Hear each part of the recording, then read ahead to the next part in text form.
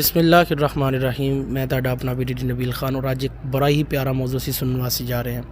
हज़रत उमर फ़ारूक रदी अल्लाह तआला अन्हो खलीफा दोम, उन्होंने कौन नहीं जानता। आप जिस सादगी के उत्ते गुफ्तगू सुनांगे हज़रत अल्लामा मौलाना रज़ा साकी मुसवाई साहब, बहुत ही अच्छे मुबल्लग ने जिन्हों का अंदाज़ बड़ा प्यारा है और लबो लहजा तो इंतहाई प्यारा है। बहुत अच्छी गुफ्तगू करते हैं, बहुत ही अच्छी।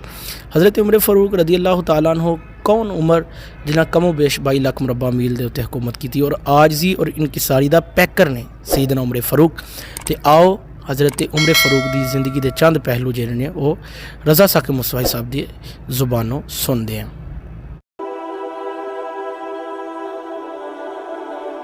हज़रत उमर दिन को तख्ते हुकूमत पर बैठते थे और उनका तख्त को सोने ज़बरजद का नहीं था, मस्जिद नबवी की चटाई थी और सारा दिन वहां बैठ के लोगों की बातें सुनते।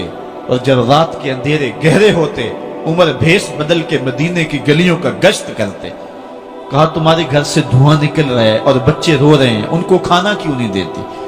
कहने लगी उमर की जान को रो रही। उमर के पांव तले से जमीन निकल गई। कहा क्या हुआ? कहा 3 दिन से हमारे यहां खाने के लिए कुछ नहीं है, रोजाना बच्चे रोते हैं और मैं हंडिया के अंदर पत्थर डाल करके नीचे से आग डालती रहती हूं कि बच्चे इंतजार कर करके सो जाएंगे, कम वक्त सो भी नहीं रहे और वो पत्थर पकेंगे भी क्या, और मैं उमर की जान को रो रही हूं। हजरत उमर का कलेजा दहलने लगा। फौरन पलटे, वापस बैतुल माल में आए, घी का एक कनस्तर लिया, आटे की बोरी ली, मिर्च मसाला जात बहुत कुछ उठाया, अपने कंधे पे रखा, बोरी अपनी कमर पे ला दी। उमर बैतुल माल से निकले तो आपके खादम असलम ने देख लिया, आगे बढ़ा, कहा मेरे आका मैं उठाता हूं। उमर की आंखों में आंसू है। कहा असलम कयामत के दिन मेरा बोझ उठा लोगे? कहा कयामत के दिन तो अपना अपना बोझ उठाना पड़ेगा। कहा उमर को आज अपना ही उठाने दो। हजरत उमर वो घी का कनस्तर और वो आटे की बोरी सर पे उठाए हैं और उस खातून के घर जाते हैं और दस्तक देते हैं।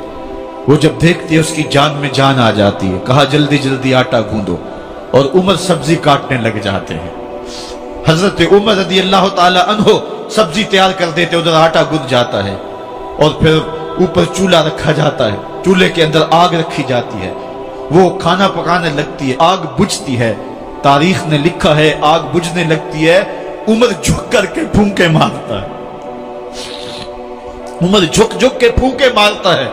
खाना पक गया और बच्चों के सामने खाना रख दिया, बच्चे खा रहे हैं। अब बच्चे रो रो के निढाल हो चुके थे। हजरत उमर अपने हाथों को और अपने घुटनों को और अपने पांव को जमीन पे लगा के, जिस तरह बकरी का बच्चा चलता है वेड़े के अंदर, कभी इधर चलते हैं कभी इधर चलते हैं, ताकि बच्चे मुझे देख के खुश हों और दिल में कहते उमर जितना रुलाया है अब इतना हंसाना भी पड़ेगा। तो कभी उमर अमीरुल मोमिनीन, ये मैं किसी आज के जो है वो लोगों के वोटों पे मुंतखब होने वाले हुक्मरान की कहानी नहीं सुना रहा, मैं उस उमर की कहानी सुना रहा हूं जो 23 लाख मुरब्बा मील का हुक्मरान है, आधी दुनिया का बादशाह है। हजरत उमर जो है जिस तरह बकरी का बच्चा चलता है, इस तरह अपने हाथ और अपने घुटने जमीन पे टेक करके जो है वो इस तरह चलते हैं। बच्चे उमर को देख के मुस्कुराते हैं। जब बच्चे मुस्कुराने लगे तो हजरत उमर ने उस खातून से कहा बुढ़िया उमर को माफ कर दे। उसने कहा तू इतनी हमदर्दी क्यों करता है? कहा उमर बेचारा बड़ा फंसा हुआ है, फिक्र है उसको यरमूक को, फुस्तात तो हुलवान की, जब फतह है मिस्र तो तैयारी है ईरान की, आते जाते वफद से मुलाकात भी करता होगा और शब को मालूम हालात भी करता होगा, कांटों में उलझी हुई बेचारे की जान है, नींद उसको भी आती है, आखिर वो इंसान है, मेरी बहन उमर को माफ कर दे। उसने कहा नाना उमर की बात मेरे सामने न कर, कयामत का दिन होगा, उमर का गिरेबान होगा और मेरा हाथ होगा। जब उसने ये बात कही तो उमर बर्दाश्त न कर सके, बच्चों की तरह बिलक बिलक कर रोने लगे।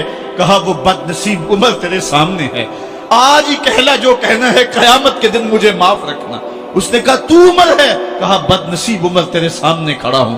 मेरे उमर कहते हैं अगर दजला के किनारे एक बकरी का बच्चा भी प्यासा मर गया उसका हिसाब भी उमर से लिया जाएगा।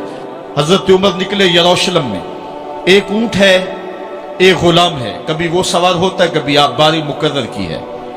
جب قریب پہنچے یروشلم کے تو عمر کی باری نکیل پکڑنے کی اور غلام کی باری اوپر سوار ہونے کی آ گئی۔ غلام نے کہا آقا میں مرضی سے اپنی باری چھوڑتا ہوں، آپ آ جائیں، دشمنوں کے مفتوحہ علاقے میں آ رہے ہیں، تازہ تازہ علاقہ فتح ہوا ہے، اسلام کی شان و شوکت ظاہر ہو۔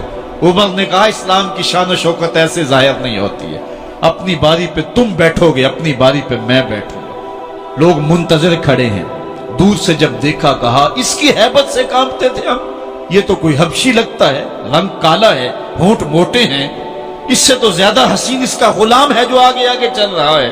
حضرت ابو عبیدہ نے کہا دھوکہ کھا رہے ہو، ہمارا آقا وہ نہیں ہے جو اونٹنی کے اوپر سوار ہے، ہمارا آقا وہ ہے جو لگام تھامے آگے آگے چل رہا ہے۔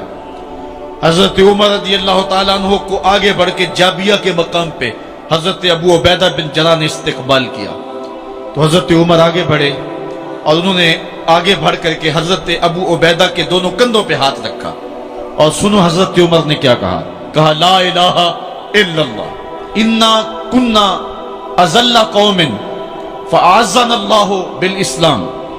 کہا کہ لا الہ الا اللہ، اے ابو عبیدہ بن جراح، ہم ایک ذلیل قوم تھے اور اللہ نے ہمیں اسلام کی وجہ سے عزت عطا کی ہے، اور میں تمہیں ایک تاریخ ساز بات کہنے لگا ہوں، اور وہ یہ ہے کہ جب تک ہم اس عزت والے اسلام کے دامن کو تھامے رہیں گے ہماری عزت قائم رہے گی، اور جب اسلام کے علاوہ کسی اور جگہ سے عزت ڈھونڈیں گے تو رسوا کر کے رکھ دیے جائیں گے۔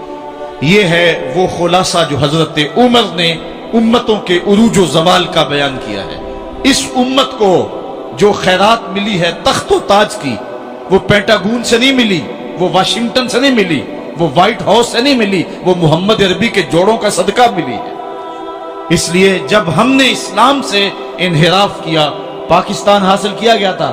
پاکستان کا مطلب کیا؟ لا الہ الا اللہ۔ ہم نے اس نعرے کو چھوڑ دیا ہوا ہے، ہم نے انحراف کر دیا ہے۔ آج ہماری نظریں مغرب کی طرف لگی ہے کہ تخت و تاج اس سے نصیب ہوتے ہیں، اور دنیا کے اوپر ہم رسوا ہو کے رہ گئے۔ ہماری پستی، ہماری زبوحالی، ہماری ذلت کا سبب یہ ہے کہ جس جگہ سے ہمیں عزت ملی تھی ہم نے وہ مرکز ہی چھوڑ دیا ہے۔ اس مرکز حیات کو، اس مرکز زندگی کو، اس مرکز عزت کو ہم نے چھوڑ دیا ہے، اور دنیا کے اوپر ہم رسوا ہو رہے ہیں۔ انہی حضرت عمر کی کہانی ہے۔ وادی تہامہ سے گزر رہے تھے کہ بچوں کی طرح بلک بلک کے رونے لگے۔ کہا عمر جوان آدمی ہو اور بچوں کی طرح بلک کے رو رہے ہو؟ کہا تم نہیں جانتے، مجھے بچپن کی کہانی یاد آ گئی۔ کہا کیا کہانی ہے؟ کہا یہی عرض تہامہ تھی، میرے باپ خطاب نے مجھے 5 اونٹ دیے تھے، کہا انہیں لائن میں کھڑا کرو سیدھا۔ میں آگے والا سیدھا کرتا تھا، پیچھے والا ٹیڑھا ہو جاتا، پیچھے والا سیدھا کرتا، آگے والا ٹیڑھا ہو جاتا۔ میرے باپ خطاب نے مجھے بڑا مارا۔ کہا ایک عرب کے بیٹے ہو کہ تم سے 5 اونٹ لائن میں کھڑے نہیں ہوتے؟ کہا ایک زمانہ عمر پہ وہ تھا کہ اس سے 5 اونٹ لائن میں کھڑے نہیں ہوتے تھے، اور آج شرق سے لے کر غرب تک 23 لاکھ مربع میل کی حکمرانی، اور انسان بھی لائن میں کھڑے ہیں۔ یہ محمد عربی کے جوڑوں کا صدقہ نہیں ہے تو اور کیا ہے؟ عمر سے تو 5 اونٹ لائن میں کھڑے نہیں ہوتے تھے۔ تو یہ عزتیں، یہ تخت و تاج۔ ماشاءاللہ جی، رضا ثاقب مصطفی صاحب کمال کردے نے، بہت اچھی گفتگو آپ نے فرمائی، تے بہت ہی اچھی گفتگو فرمائی۔ تو ہن تسی بھی کمنٹ باکس دے وچ دسنا ہے کہ ویڈیو کس طریقے دی تانوں لگی ہے، اور مزید اس طریقے دی ویڈیوز نوں ویکھن واسطے ساڈے چینل دے نال بنے رہو، اور انشاءاللہ روزانہ کوئی نہ کوئی موضوع انشاءاللہ تہاڈی بارگاہ دے وچ لے کے ضرور آواں گے۔ تے ایدے وچ سب تو اچھی گل یہی ہے کہ تسی ساڈے نال بنے رہو، ساڈا تعاون کرو، ساڈے نال محبت کرو، پیار کرو، اور جہرا ہے کہ ساڈی ویڈیوز نوں ویکھو نوں لائک کرو اور چینل نوں سبسکرائب کرو۔ شکریہ۔